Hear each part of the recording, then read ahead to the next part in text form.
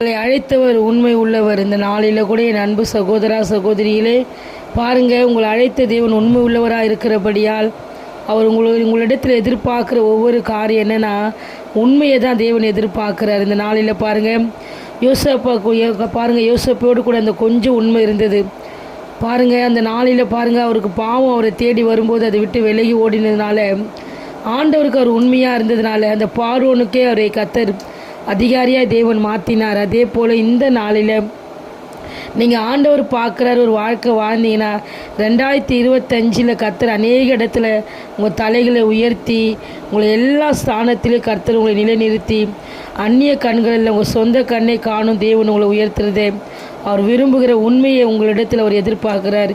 எல்லா காரியத்திலும் தேவனுக்கு உண்மையாக இருங்க, பயத்தோடு இருங்க, நடுக்கத்தோடு இருங்க.